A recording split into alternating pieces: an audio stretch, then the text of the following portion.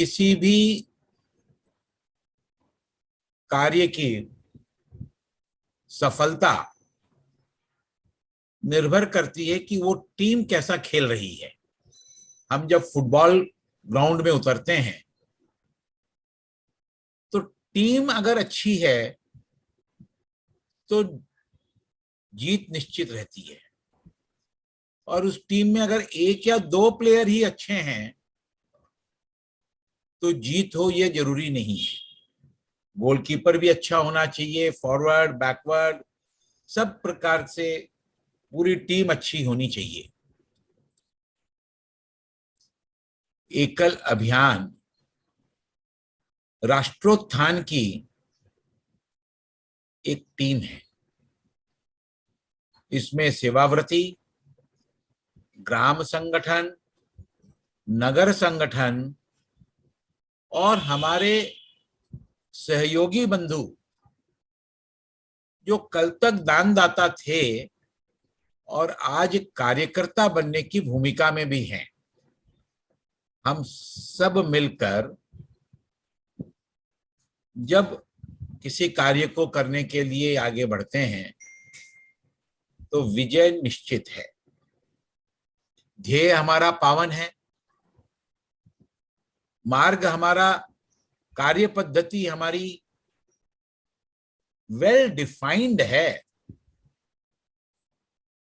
जब अपने किसी बैठक में बैठते हैं, बात करते हैं, तो लोग बहुत प्रकार के सुझाव देते हैं, ऐसा करना चाहिए आपको, वैसा करना चाहिए, एकल को यह करना चाहिए।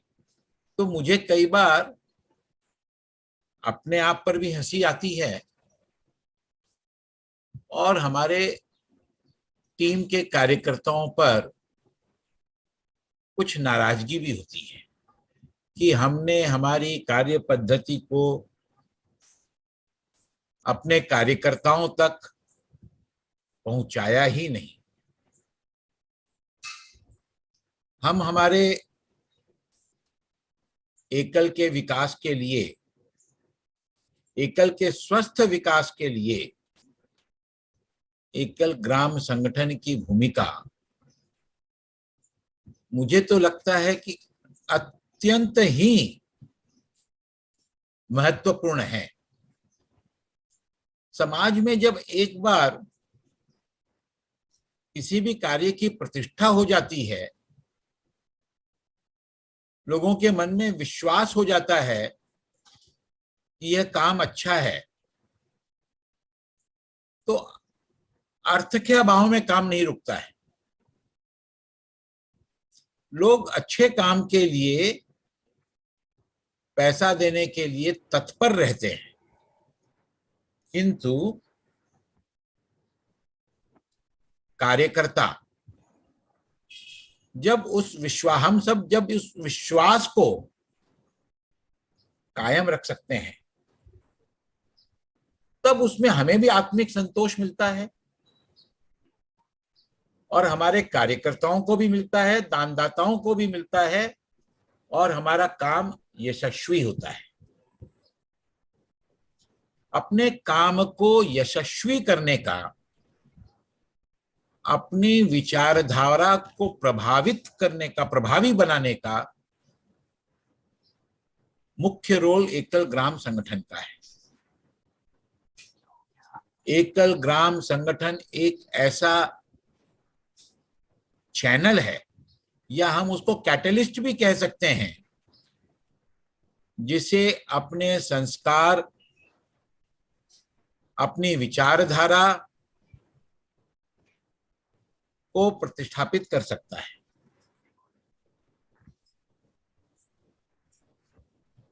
मुझे ध्यान में है 1989 में जब वनबंधु परिषद की स्थापना हुई कलकत्ते में, उस वक्त अपना पूरा एकल का काम बहुत छोटा था, लोग जानते भी नहीं थे। एकल विद्यालय प्रारंभ हुए झारखंड में। कलकत्ता से एक टीम गई थी और वो टीम जब झारखंड पहुंची, अपने गांवों में पहुंची, तो हमारे जो रांची के बंधु थे, हम कह सकते हैं आज का जो हमारा ग्राम संगठन का स्वरूप जो था, उनकी सक्रियता, और फिर उनके साथ में जब हम गांव गए, गांव में हमारे सेवावर्ती कार्यकर्ताओं की सक्रियता, उनका समर्पण देखकर जो कलकत्ते की टीम गई थी वो अभिभूत हो गई थी, और वहां से ग्राम एकल की भूमि की नींव मजबूत होना प्रारंभ हुआ। आज हमारे लगभग 25 संभाग हैं। क्या हम ये कह सकते हैं कि 25 के 25 संभाग के जो हमारी समितियां हैं, उन्होंने ओनरशिप ले ली है एकल की? अगर हमारे संभाग समिति, भाग समिति ने सक्रियता से ओनरशिप ले ली है, फिर एकल को पीछे देखने की आवश्यकता नहीं है। और यह ओनरशिप हमें कैसे मिलेगी? हमारे काम का आधार है म्यूचुअल, परस्पर स्नेह, विश्वास, और हमारी स्वयं की भूमिका से अपनी टीम को प्रेरित करना। अभी हमने सभी संभागों में, सभी प्रभाग पर नगर संगठन से अधिकतर संरक्षक नियुक्त किए। अब हमारे संरक्षकों की भूमिका और ग्राम संगठन के कार्यकर्ताओं की सक्रियता, सहयोग, इसको हम किस प्रकार इंप्लीमेंट करें, यह एक विचारणीय प्रश्न है। अपना संगठन जो है वो फॉर्मल भी है, हमारे अध्यक्ष हैं, उपाध्यक्ष हैं, मंत्री हैं, किंतु हमारी कार्यशैली इनफॉर्मल है। हम पारिवारिक कार्यशैली, पारिवारिक संबंधों से की कार्यशैली से अपना काम को करते हैं। इस दृष्टि से हमारे जो संरक्षक की भूमिका है वह अत्यंत महत्वपूर्ण है। अभी कुछ दिनों पूर्व किसी एक चैप्टर से कुछ कार्यकर्ता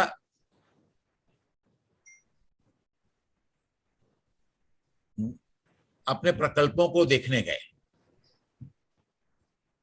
उनको कुछ चीजें कम समझ में आई, कुछ चीजें नहीं समझ में आई, कुछ चीजें अधिक समझ में आई।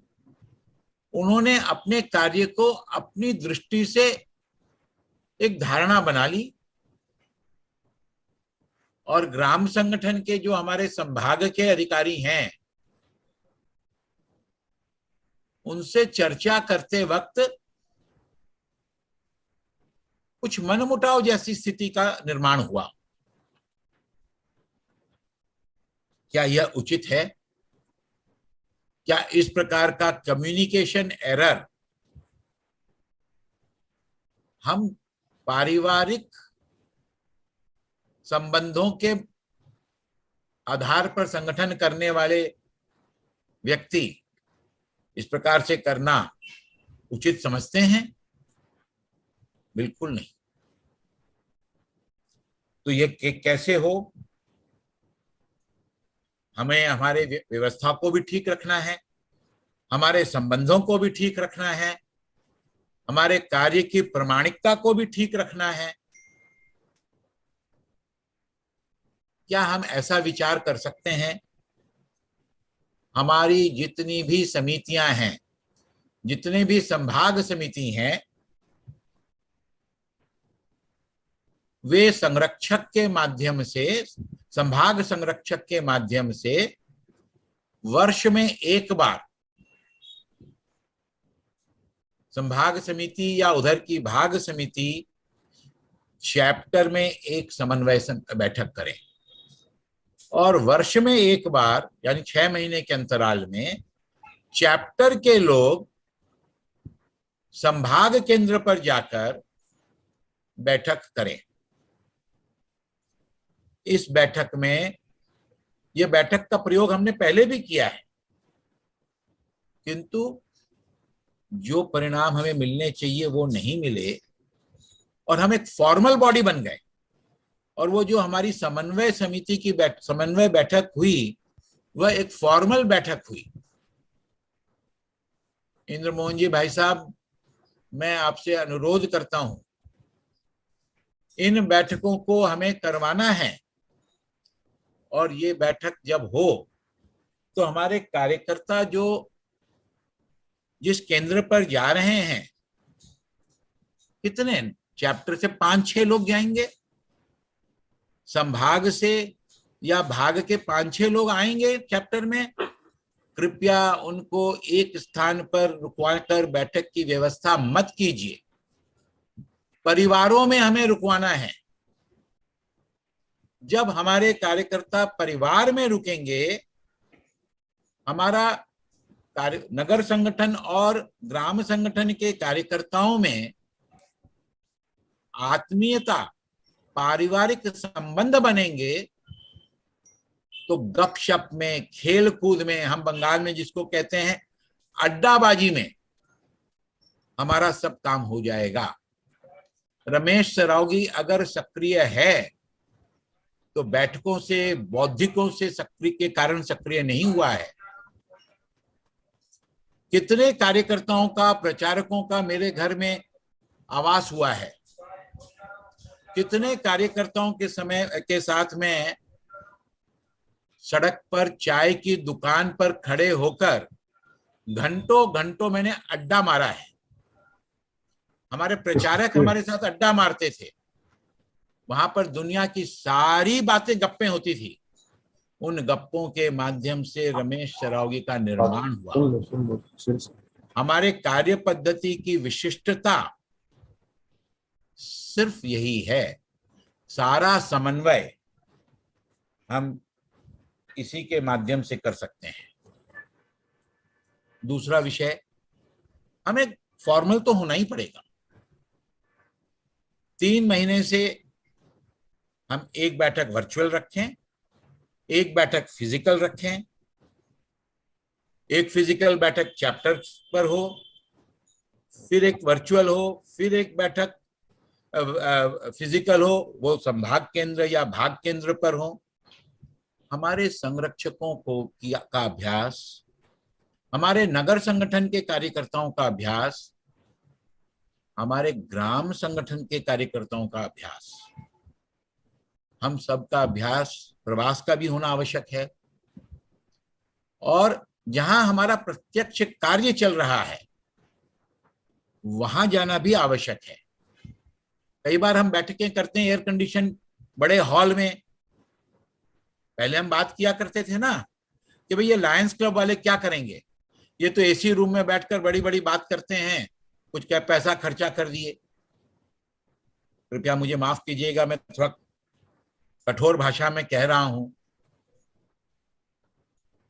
एकल का ग्राम संगठन हो या नगर संगठन हो, हमें ये लग्जरी स्टाइल ऑफ बैठक से को अवॉइड करना है। अगर हम उस लग्जरी में चले गए तो जो अन्य संगठनों का हाल है वो हमारा भी होगा। लोग हमें भी पेपर टाइगर ऑर्गेनाइजेशन कहने लगेंगे। हम पेपर टाइगर ऑर्गेनाइजेशन नहीं है, हम अपने कार्य का प्रभाव छोड़ने वाले संगठन हैं। कुछ दिन पहले मेरी एक वरिष्ठ अधिकारी से बात हो रही थी। उन्होंने मुझसे पूछा, अखिल भारतीय स्तर के अधिकारी थे, रमेश जी, एकल के कार्य का प्रभाव क्या है? आपकी विचारधारा, अपनी विचारधारा कितनी पहुंची? मैंने कहा भाई साहब, ये टेंजिबल नहीं है, ये इनटेंजिबल है। इसका आभास तो जब आप हमारे साथ वन यात्रा में चलेंगे या अध्ययन यात्रा करेंगे तभी हो सकता है। मैंने कह तो दिया, आज हम सब यहाँ कार्यकर्ता बैठे हुए हैं, हमारे 1 लाख विद्यालय चल रहे हैं, हमारे इतने प्रकल्प चल रहे हैं, क्यों नहीं हम हर स्तर पर समन्वय कर कर अपने हर काम का आंकलन करें। इसमें प्रभाग संरक्षक, संभाग संरक्षक, इनकी बहुत अहम भूमिका रहेगी। हम अपने कार्य का प्रभाव देना चाहते हैं, कैसे देंगे? हर संभाग की अपनी सामाजिक समस्या है।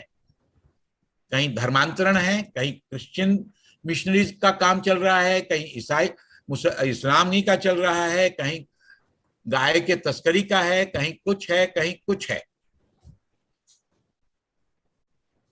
कृपया संरक्षक, प्रभाग संरक्षक, संभाग संरक्षक, प्रभाग अध्यक्ष, संभाग अध्यक्ष, उसकी टीम बैठें, आपके क्षेत्र के चैलेंजेस को हमको समझना है। एक प्रोटोकॉल जनरल केंद्र से कोई निर्देश आ गया, हम उसी के आधार पर बस करते चले जाएं, उसकी उपयोगिता है नहीं है, वो हमारे लिए चैलेंज है नहीं है, हम विचार किए बगैर उस काम को नहीं करें।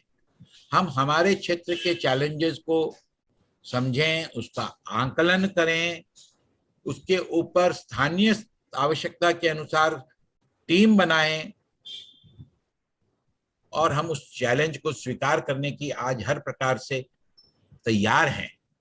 सिर्फ हमको थोड़ा सा एक टीम वर्क के रूप में अपने क्षेत्र का आंकलन करके हम अगर उसकी नीति बनाएंगे तो विजय निश्चित है। मुझे लगता है कि कुल मिलाकर सारी चीज का निचोड़ है संरक्षक की भूमिका। वो हमारे क्षेत्र का सबसे प्रमुख और अहम कार्यकर्ता है। उनको आगे आकर ग्राम संगठन और नगर संगठन के कार्यकर्ताओं के बीच में एक सेतु का काम करना पड़ेगा। ग्राम संगठन के कार्यकर्ताओं ने उनकी भूमिका को स्वीकार की, नगर संगठन के कार्यकर्ताओं ने उनकी भूमिका को स्वीकार की, तो हम अपने कार्य को निश्चित रूप से यशस्वी कर पाएंगे। इसके ऊपर अपनी एक कार्य पद्धति, एक योजना बनी है। अब हमें उसे प्रभावित करना है। यह हम सब लोगों का सहयोग से ही संभव हो पाएगा। मैं इतनी बात कहकर अपनी बात को यहीं विराम देता हूं। धन्यवाद।